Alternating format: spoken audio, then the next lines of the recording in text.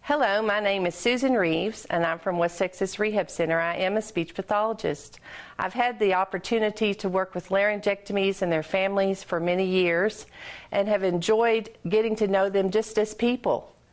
These individuals learn how to adapt in so many ways, and they do extraordinary things. They learn to skydive, they're musicians, they learn to sing, they learn to swim in adaptive ways. The purpose of this video is to show laryngectomies doing everyday activities, just like you and me. So sit back, and I hope you enjoy learning about laryngectomies.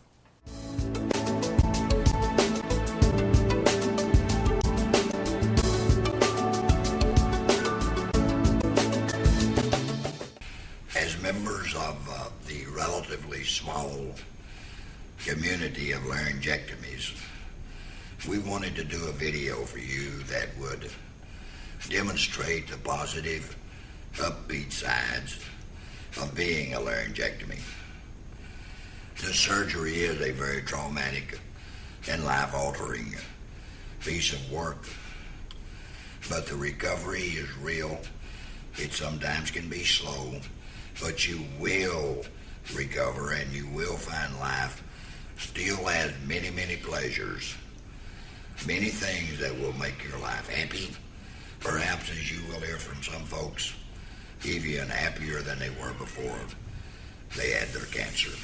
First of all, it is important to understand that there is no better thing in your life that you can do than to become involved in a local support group if there is one available. If you're not already involved in one and there is one, please join in. You will find it most beneficial for you and your family. You can find listings of local support groups on the IAL website at theial.com or on Web Whispers at webwhispers.org. The American Cancer Society also has these listings on their website.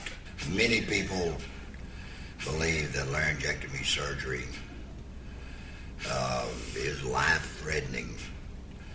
I don't call it life-threatening. It is a very traumatic surgery. The rehabilitation is a long process. Patience is the key to it.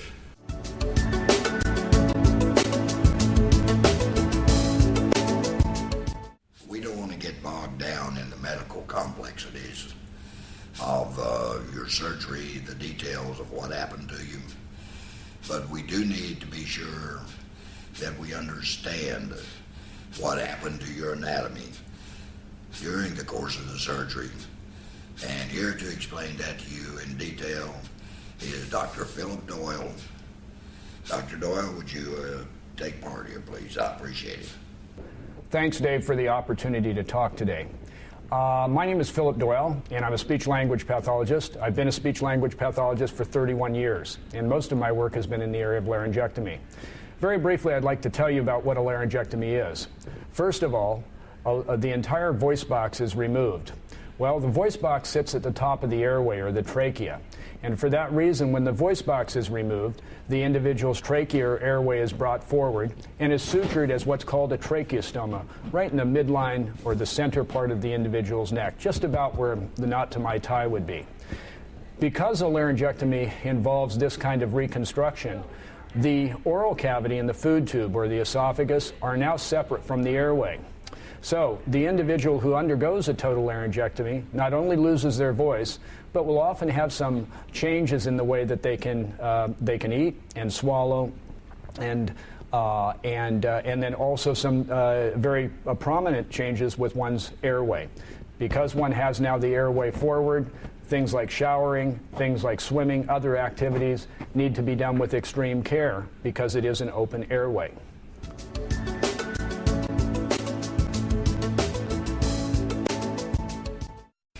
Fortunate that we have Dr. Jim Shanks, master clinician, here to tell us about the three options of speech that are available for laryngectomies. He prefers to be called Uncle Jim, and we do appreciate him being here. Uncle Jim, would you tell us, please, about the options of speech for us laryngectomies? There are three primary ways of doing it, and each one of them has its adherents and its advantages. Now, historically, the oldest is the burp and talk, esophageal voice. Esophageal voice means that instead of using your voice box, when the surgeon took out the larynx, he also took out your voice box. No voice box, no voice. So now you have a substitute. But the substitute is basically, for esophageal voice, is simply a matter of drawing air into your food tube instead of your air tube. The next alternative, in terms of a voice option, is the electrolarynx. And historically, they've been around for 50 to 60 years, but not really good ones. There are more choices now with the electrolarynx than there ever were before. The third one is the more recent one, only in the last 30 or 40 years, TEP. And the point on that is merely this. You're using the trachea, and the trachea is right where your voice box was, and the top of that was now a hole in the neck. And the surgeon makes a tunnel right through that, going back into your food tube. So it's trachea, esophageal, and first you have to make a puncture, and then you put in a prosthesis. Now that these details are out of the way, let's get to the good stuff. What is arguably of the utmost importance when one comes out of laryngectomy surgery is the question of, will I ever be able to speak again? The answer to that is a resounding yes, you will. Let's get on with it.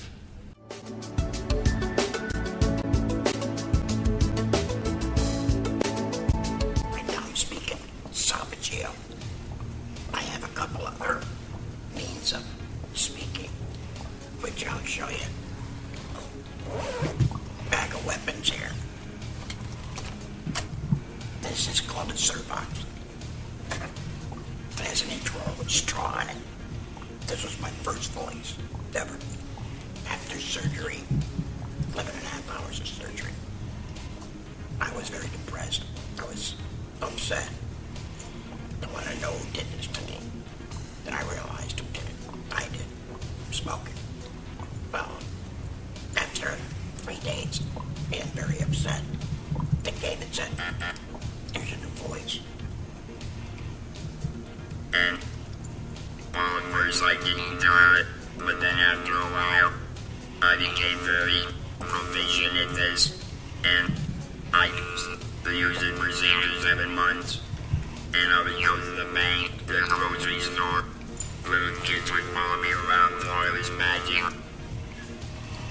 and I love this thing. It was more important to me than my car. Now, most people, I'm talking esophageal now, most people, after the swelling goes down, Use this on their neck, not intraorally. This is much more common. this is called a Romand. It's also a very good instrument. Hello, my name's Bob. I can talk pretty good with this one, quite clearly. I hope this won't hurt. Yeah, it does. Now when you're in the hospital and you have your operation, you can't put it on your neck, and your neck is too long down and sore. So you use the intraoral, but once your neck comes back to almost normal, Then you can talk nice and normal like this. now the voice I'm using, again, is esophageal. I'm taking air into my mouth, sweeping my tongue across the roof, putting the air back here, and then vibrating my esophagus. I'm fairly good at it. Some people think I have a TEP. Here to tell us about the esophageal speech is Elizabeth Fincham, one of the most accomplished speakers in the country with esophageal speech. Elizabeth? I had my laryngectomy in October of 1978. I was one of the lucky ones because I had a wonderful pre-surgical counsel And again, I had an opportunity to see two women that taught school, speaking esophageally, with beautiful voice. And I set my goal right then and there. Why do I choose esophageal speech? Because it's soft, it's feminine, it has pitch range, it has volume. When I speak to deliver large presentations, I use an amplifier, and that can be for a dozen people or 300 people. My name's Joe Marasco. I've been a laryngectomy for 31 years. I speak with esophageal speech. At the time of my laryngectomy in 79, there wasn't much option for using the voice prostheses or anything, so it was either we wrote a lot, we learned esophageal speech, so we spoke with the IAL. Now at the time I had 4 children who were, I think the oldest was about 12. So it was quite to my benefit to learn to speak so that I could holler at them and they wouldn't be able to get my batteries out of my electrolarynx. I'll tell you, I can honestly say that life totally turned around for me. It's been a wonderful experience. Being a laryngectomy and raising my family, and now I have 8 grandchildren who never had any concept that I sounded any different than I do now. I play golf and I play a lot, and I swing the club a lot, and I get my money's worth every time I get on the course, every time I'm out there. But I do play golf.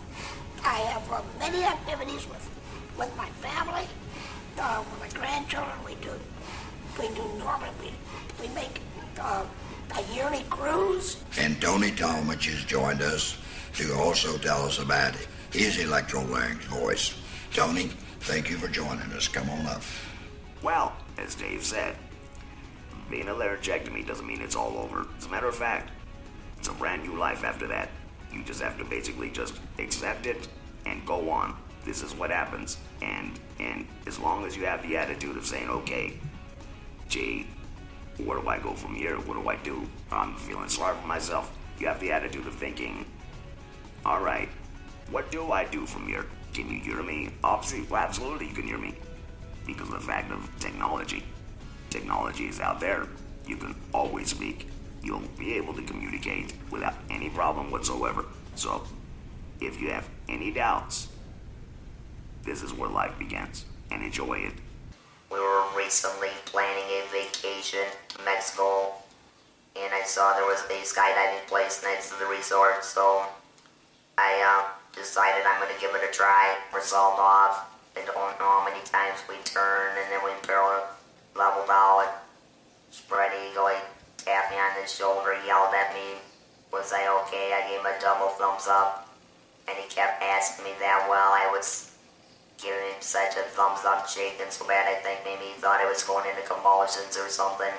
When you find out you have cancer, when you find out you're going to lose your voice box, you have a little bit of darkness in life, but life does go on if you let it, if you choose to. We have another EL speaker to join us, Mr. Herb Simon, Master EL Speaker.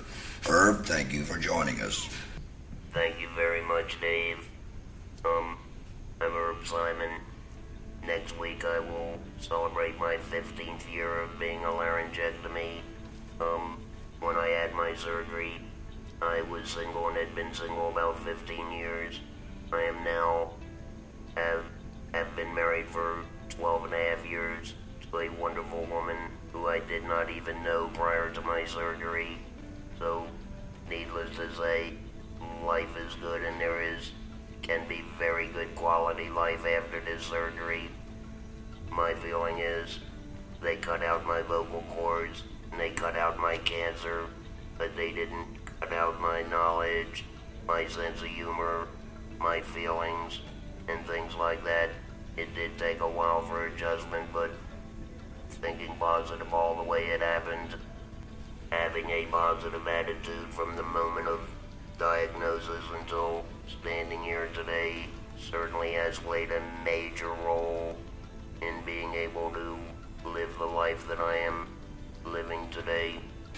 And here to tell us about a DEP voice is our friend Tom Cleveland. Tom. Laryngectomy in April of 1995, so it's been 15 years. I chose the TEP, tracheoesophageal puncture type of speech, for the simple fact is I started out with electrolarynx, and that's fine. I still use it sometimes. But now, when I had a chance to go to the tracheoesophageal speech, it was much simpler, much easier. And I sound good. I love my voice. I really love my life. It has to slow me down? I don't think so. I used to do a lot of water skiing. Of course, I can't do that anymore, but I still do swim. I love to swim. I don't do a lot of it, but I do like to swim. I still fish. I still get in a boat. I just enjoy it. The kids, the grandkids think it's really cool. I have the grandkids sit on my lap, and the little guy, one of my younger ones, Wesley, I pushed my button and said, "Talk, Grandpa." So I talk. So it has been a lot of fun. Now it hasn't been a walk in the park, but it's still been a lot of fun. We don't want to focus on the negative. We want to stay on the positive side, and the positive side is things get better.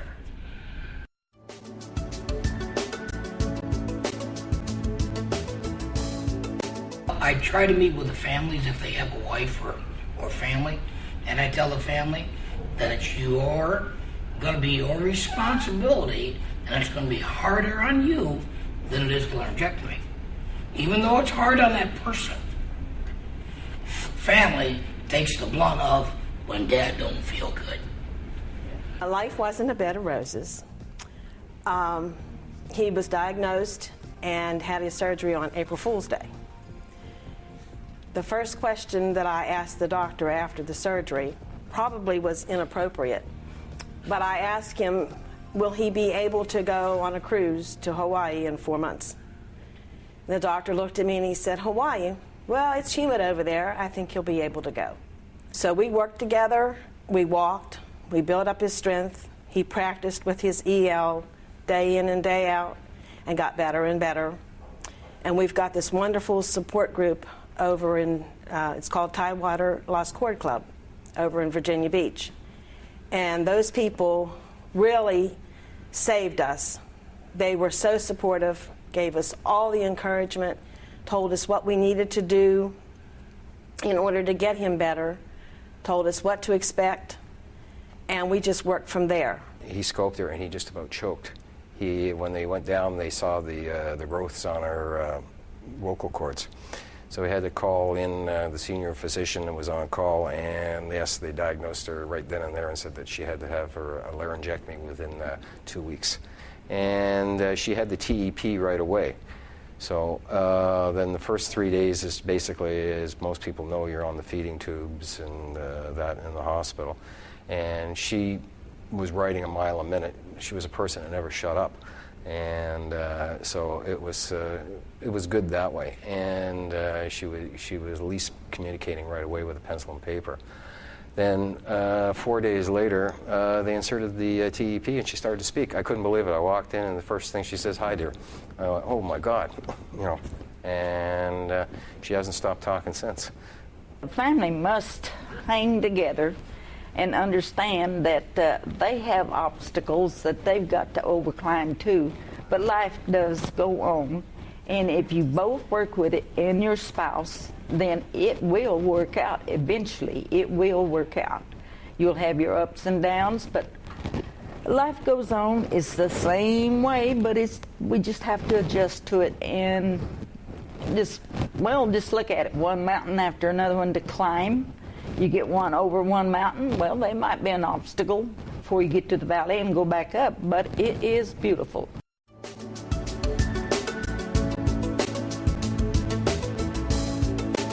It is also very, very important to not get discouraged.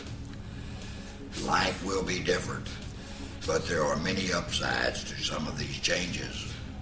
You can take in the good aromas and totally disregard the bad odors in your life. Another great advantage of being a laryngectomy is that if you snored before your surgery, you will no longer snore. This probably won't be told to you by your medical team. However, it would have been nice if they had told your spouse about it, because, you know, when you first go home and the first night, your wife or your husband wakes up and doesn't hear that loud roar, and she can't even hear you breathing, and screams because she or he thinks you're dead because you're not snoring. There is another condition that we all should be aware of, and I personally learned it the hard way.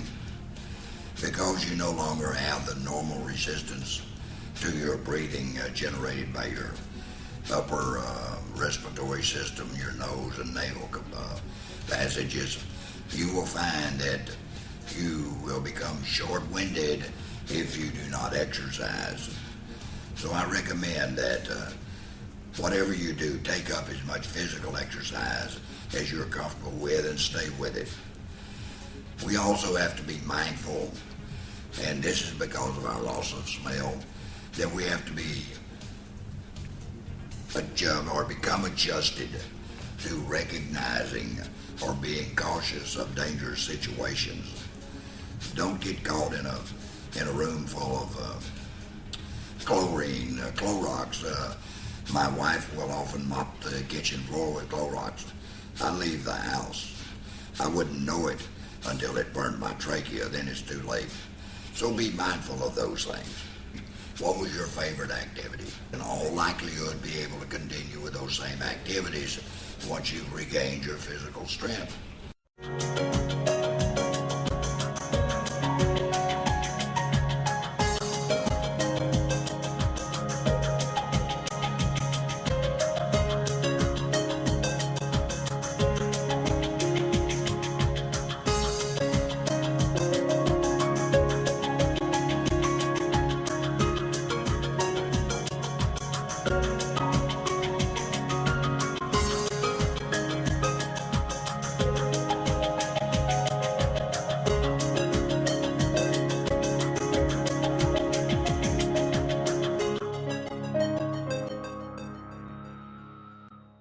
Closing, I would like to say to you that there is something that is of utmost importance to not only you, but to many other people that can be a very immensely fulfilling and enjoyable part of your future life as a laryngectomy. And that is participation in talking to groups of people, particularly school children. I personally do this and find it so gratifying that it makes my life, my sacrifice of my normal voice, worthwhile. Thank you for watching and have a great life.